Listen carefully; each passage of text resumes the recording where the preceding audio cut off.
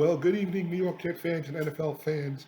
It is Thursday, September 22nd, 2022, 9:36 p.m., and Week 3 of the NFL has begun in Cleveland, with the Steelers taking on the Cleveland Browns. Before we go any further, Aaron Judge just walked for the third time tonight. In four at-bats, he has three walks and a strikeout. Um, Boston is up 4-3, bottom of the seventh, nobody out, and Judge is now on first, and there is a runner on second. Um, but going back to Cleveland, it was 14-13 with about 27 seconds left before the half. Cleveland looking to bounce back from that loss, and obviously we're going to talk about that loss today, or that win, I should say, for the New York Jets, and what it can mean to both franchises for this season and maybe in the future of this team's hierarchy. So let's start off first of all. I had them winning this game before the season started. I said it last week. I had them winning. They always seem to have Cleveland these messy kind of games, these iffy kind of games, and this was the same thing. Sunday. Jets go 3 down on the first drive, which everybody's saying, oh, they went 3 down, but there was a coach's challenge, which the Jets and Salah lost, where the replay on the TV showed a little bit, a sliver of green between the receiver's foot and the white outline of the out of bounds. They did not overturn the call. They called it incomplete, and that led to a punt where Cleveland went right down the field. Now, the Jets did bounce back and tie the game up, and when I'm watching the game from home, I'm usually on Twitter, and I'm watching and I'm getting reactions. I'm watching sportscasters and whatnot. And everybody's talking about Joe Flacco and the old man and whatnot. And all I can say is when Clowney was playing in the game, he did get hurt late in the game. The Jet offensive line had their hands full. Okay? There was a strip sack of Flacco with the Jets in the red zone. The Jets were on their heels kind of a little bit, throughout the game, trying to keep Flacco upright. When Flacco had a clean pocket, when he was upright, I would say 9 out of 10 times he delivered where he's supposed to deliver. The tight end had some drops, had some fumbles, just had some bad play, did not help his quarterback at all. Garrett Wilson, on the other hand, of course, the rookie, the first-round pick, the second pick for the Jets in the first round, had his debut. The first game against Baltimore, he played well, but of course didn't see a lot of playing time. This week he saw a ton of playing time. I believe he was targeted 14 times in the game. He got his first 2 touchdowns ever in his career. One that tied the game, and one that gave the Jets. Actually, both of them tied the game. One at 7-7 and one at 30-30.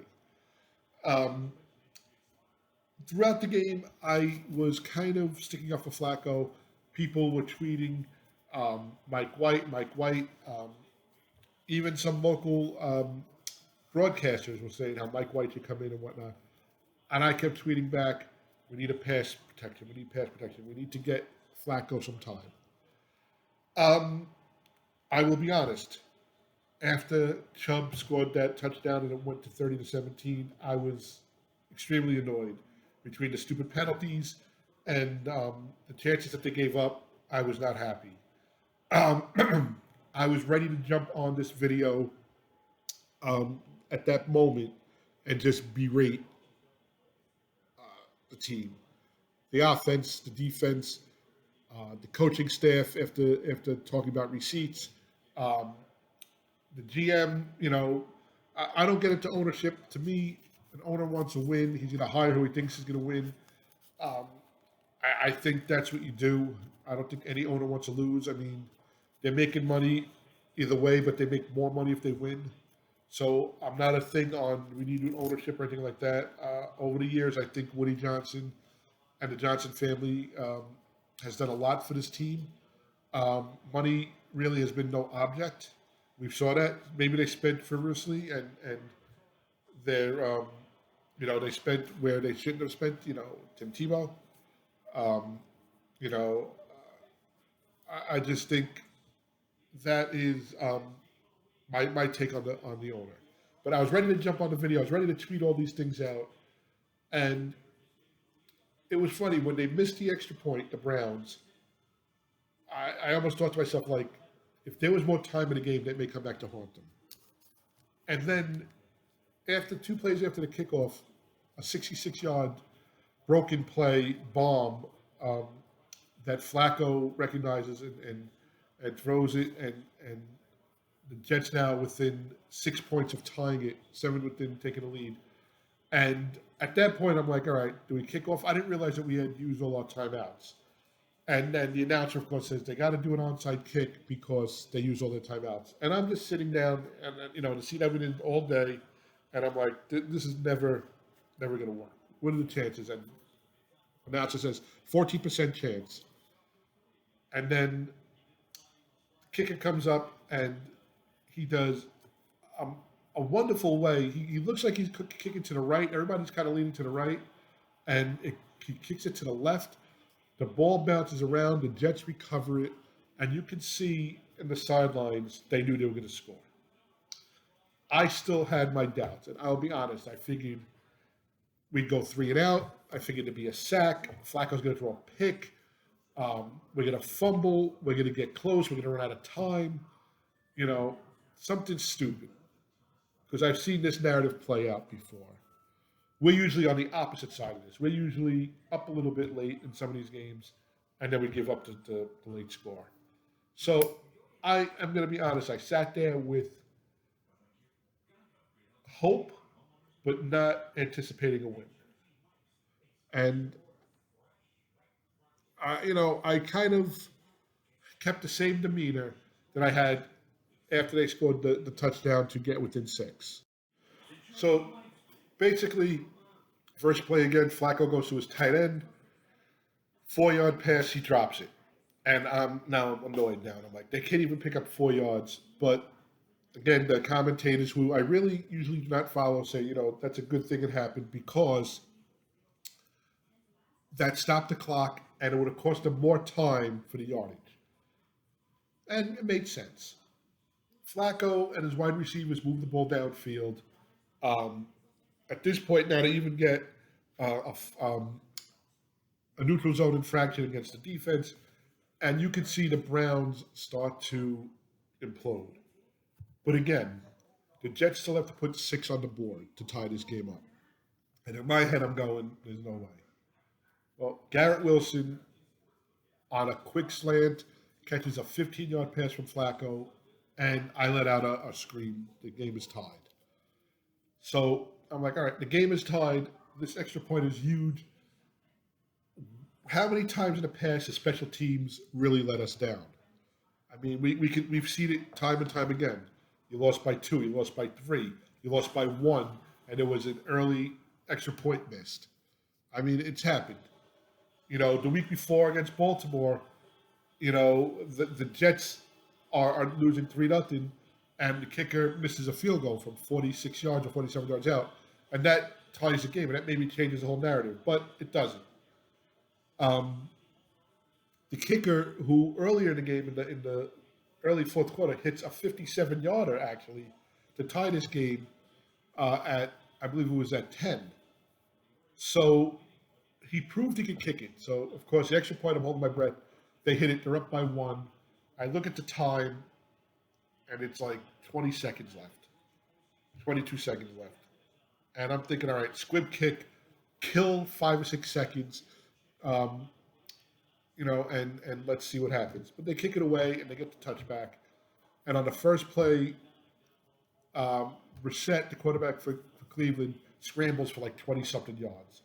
And now they're at midfield or so. And I'm like, all right, they have 11 seconds left, and they need 15 yards or 10 yards to get in the field goal range, and we're going to lose this. We're going to lose this heartbreaker now. This game that we were in the early of the game got blown away with a minute something left. people probably, Jet fans probably turned off the game or whatever it was to get a broken play, get within six, take the lead, get the onside kick, take the lead, and they're going to lose on like a long field goal.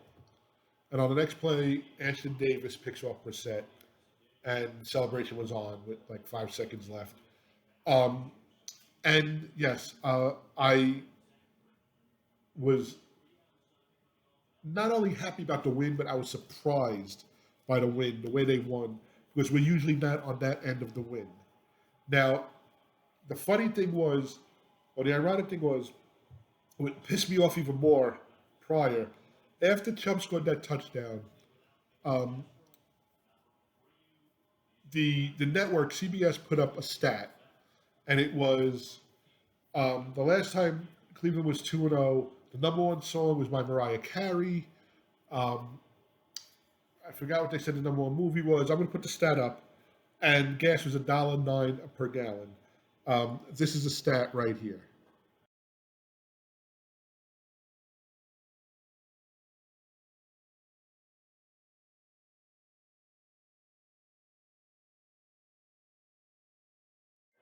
So that was the stat. So September 13, 1993, Jurassic Park was the number one movie at the box office. Dream Lover by Mariah Carey, number one hit song.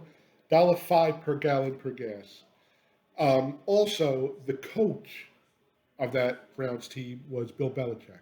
And I think that pissed me off even more. And they beat the 49ers, Steve Young and Jerry Rice's 49ers. Cleveland 2-0. You know, and just like the Jets would in the past and like Cleveland's in the past, they blew a late lead. This is a very late lead. The Jets go to 1-1. Cleveland falls to 1-1. And you can see not only the happiness, but also the camaraderie, the way the players reacted when they recovered that onside kick. Garrett Wilson was just going crazy. Elijah Moore put his helmet on, just walked out to the field like we're going to score. Um, they had confidence. That is something I haven't seen in a Jet team, a Jet offense, since probably 2015 with Fitzpatrick and um, and Brandon Marshall and Eric Decker. Even more so, probably something I haven't seen since Antonio Holmes and Braylon Edwards. Even on top of that, Wayne Corbett and Keyshawn Johnson. When we had Keyshawn and Wayne Corbett, um, the offense never worried me. I always figured they would put points on the board, especially with Curtis and everybody. The last 15 years, the last 10 years, the offense scared me with Sanchez and whatnot. But Flacco came out, threw for over 300 yards for the second week in a row. Um, our special teams that let us down the week before with punts going out of the sideline, 20 yard net punts, all that. And also, first quarter, Brandon Mann fakes a punt, and he throws for a first down, and the Jets wound up scoring a touchdown on that drive. All in all, the game plan was there. They just were not executing it on all cylinders until the breaks fell their way finally. Is there a lot to clean up? Yes. The penalties, first of all, the penalties they have to clean up. Secondly, the drops, the fumbles they have to fix up. They have to clean up. The defense cannot get off the field on third down. I don't understand. Um, so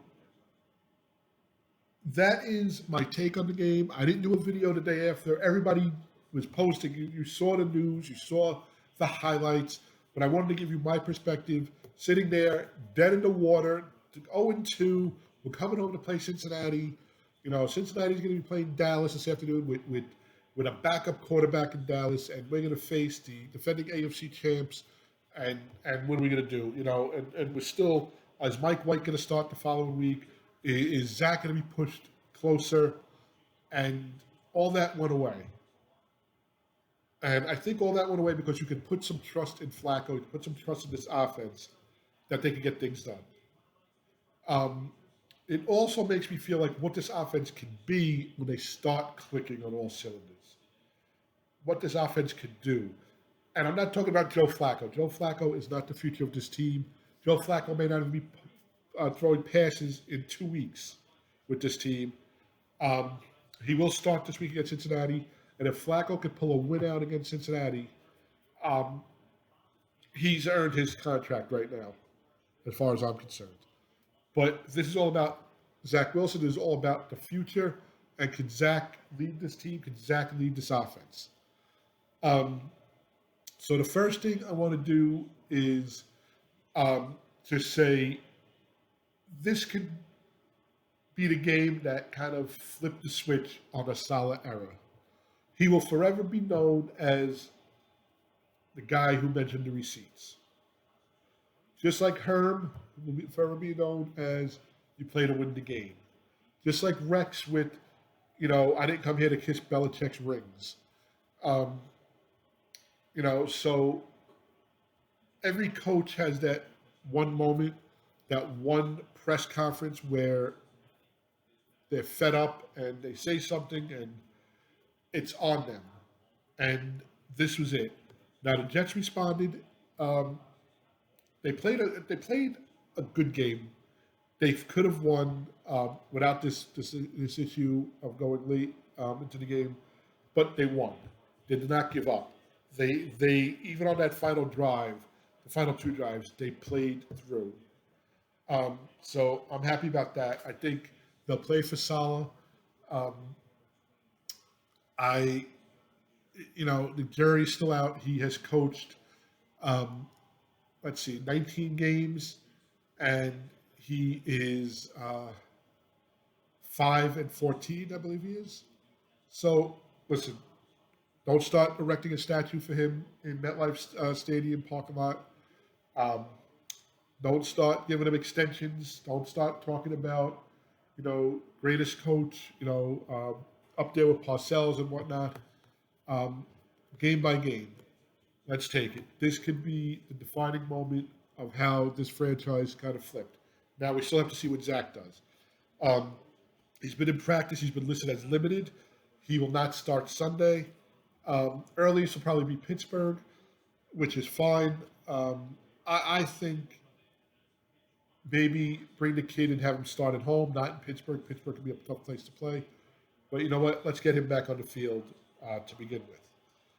So before I give you my prediction for the Jet Cincinnati game, which they're also inducting Nick Mangold into the Ring of Honor, I want to go over some other games that are being played this weekend and give you what I think is going to happen.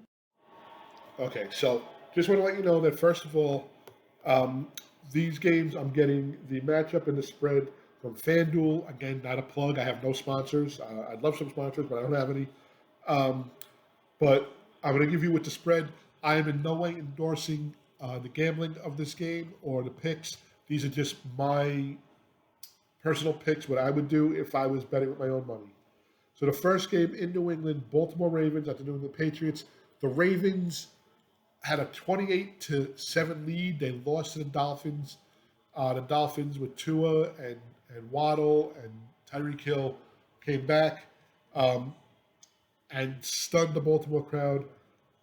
Baltimore is actually giving 2.5 to New England, and I think Baltimore wins this game outright.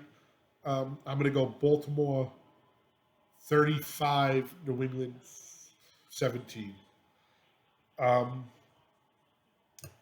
let's see. Kansas City and the Colts. The Colts are 0-2. Matt Ryan. I'm sorry. The Colts are 0-1-1. Matt Ryan does not look good. Kansas City played well last week. They did win. They are 2-0. They're playing in Indy. I don't care where they're playing. The Chiefs are a better team. The Chiefs are giving 5.5 points. I think you take the Chiefs. I think the Chiefs win this one 31-13.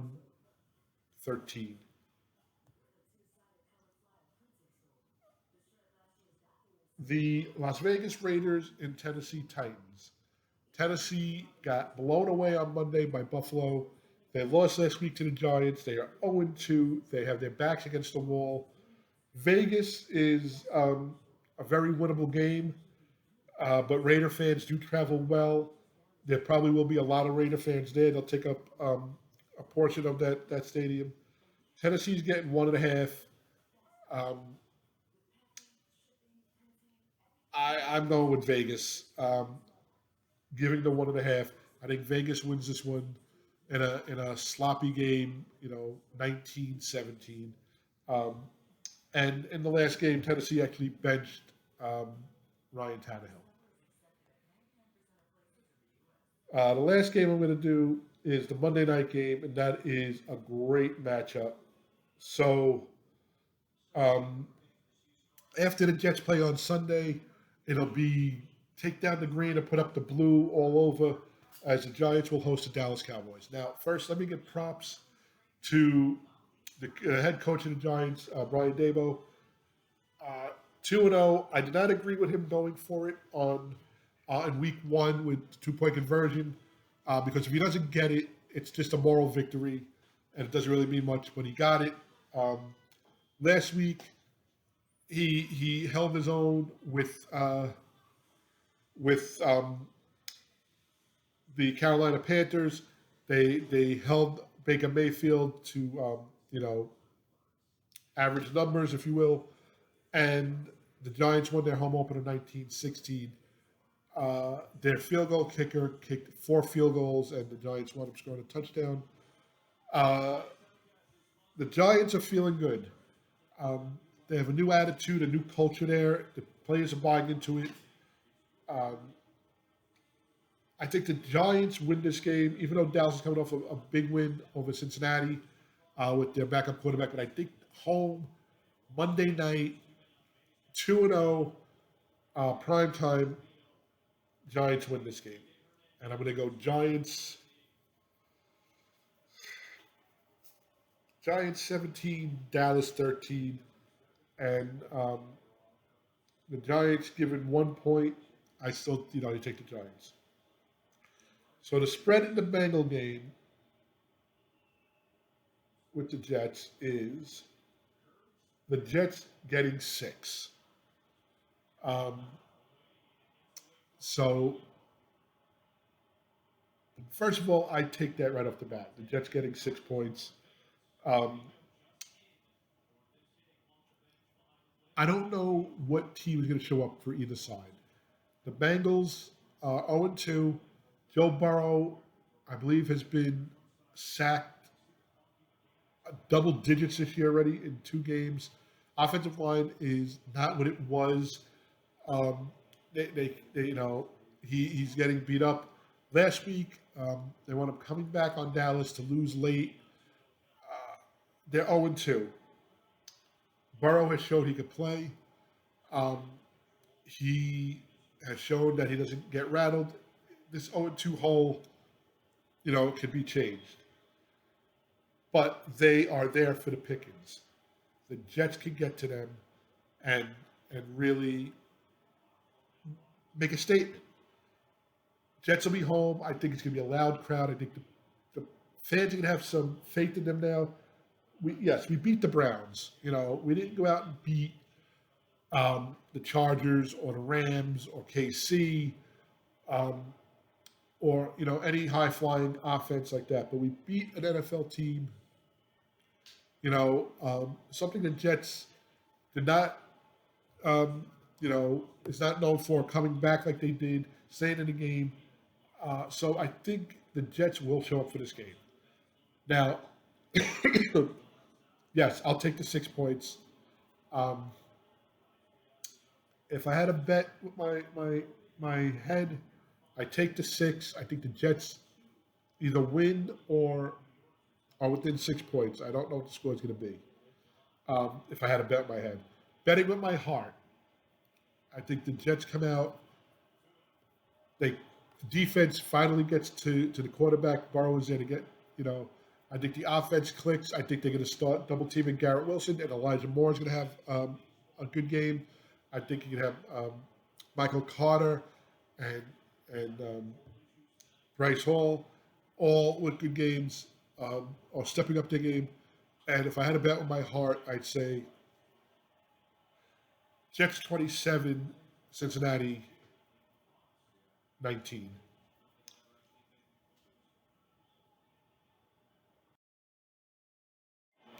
So Jets and Bengals. Both of these teams historically have not been that great. The Bengals have been to the Super Bowl 3 times. They lost all 3 times. Twice to San Fran, and last year it's the Rams. Both times against San Fran, they probably could have won that game, um, but they came up short. Obviously, the Joe Montana touchdown pass, John Candy on the sidelines type thing, um, always go down in history.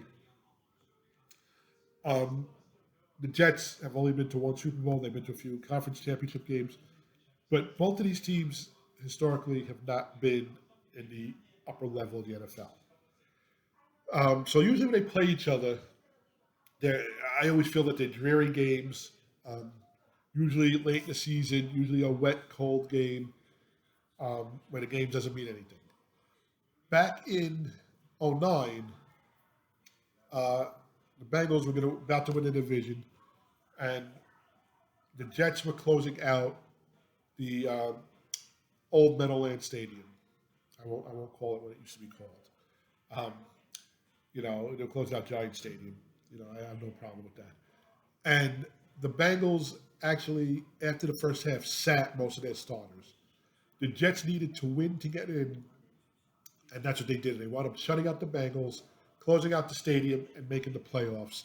It was the Sunday night game. It was the last game um, on the schedule, and what happened was they want to play the Bengals the following week in Cincinnati, and the Jets went in as underdogs. Nobody thought they belonged there because you know Cincinnati the week before sat their starters. The week before that, Indianapolis sat their starters, and the Jets really kind of backed in. But they still played the game and they still won.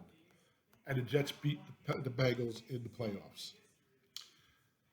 The following year, the Jets played the Bengals on regular season on Thanksgiving night, and Revis held Chad Ochocinco in check, and the Jet special teams and the Jet offense, um, Brad Smith on offense and on special teams just took care of the Bengals. So the last few times the Jets have played the Bengals, um, the Jets have come up on top. Last year, Mike White started for the injured Zach Wilson, and on Halloween, they beat a high flying Bengal team. My vision of the Bengals has always been Boomer on the Bengals. Um, Boomer Esiason was the face of the Bengals for many years. Um, and even after he made the Super Bowl, years after that, you could see that team started to decline again. Uh, so there is somewhat of a history between these two teams. It's not this love hate history. It's not these rivals.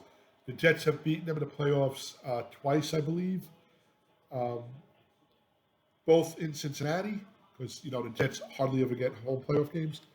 But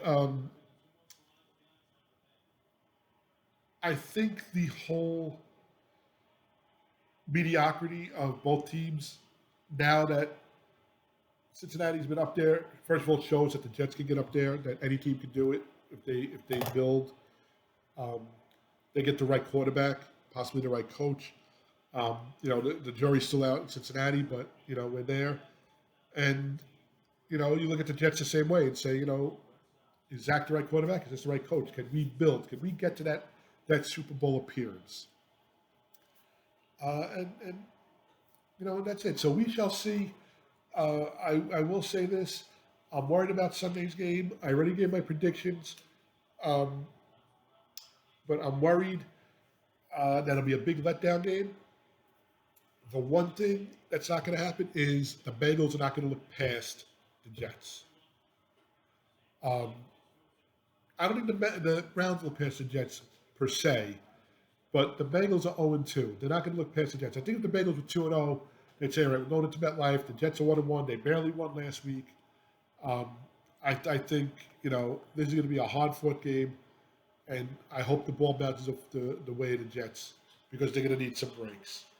Um, and going back to the Browns game, just quickly, you got to wonder if the Browns would have lost to a team like Kansas City or the Rams or Seattle or anybody that's considered a high flying team. By the way, Seattle, everybody's talking about Geno Smith and he did nothing this past week. So it's week to week, and you got to be judged, throughout the course of the year, throughout the course of many seasons. He had a good first week, and last week they stunk it up. I think it was 28-7 they lost. But anyway, I think the reason why the Browns coaches and the team is such under scrutiny is because they lost to the Jets. Um, they didn't lose to that upper level NFL team or that respected NFL team. And you know what? I'll take that. That makes me feel good. It makes me happy that maybe we're flying under the radar. And I know Rex always used to say, you don't want to be flying under the radar, you want to be a threat. But you know what? However we can get, any edges we can get against the other teams is the ones I'll take. So thank you for joining us. This is the Takeoff. I'd love to hear if you were at that Cleveland game, your take on it. If you go into the Bengal game, your, tailgate stories, what you're doing, what you dressed, you have your favorite jersey, or anything you do on Sundays, your favorite meal, your rituals. Take pictures, send them to us. We'll post them. Give us your comments. I'll definitely post them. Even take a video, and anything that we find that's appropriate to put in, we will put in. You can email us at thejetstakeoff@gmail.com. You can find us on Twitter. Our Twitter handle is @thejetstakeoff. We are on Facebook at The Takeoff. It's a Facebook page. And of course, here, The Takeoff on YouTube. You can Google that. You can Google Alex Parziali. And I'm going to, also bring up the ways to contact us as well. Have a great night. Have a great weekend. Have a blessed weekend. Have a blessed weekend. Whatever you say, have a safe weekend. And let's go Jets.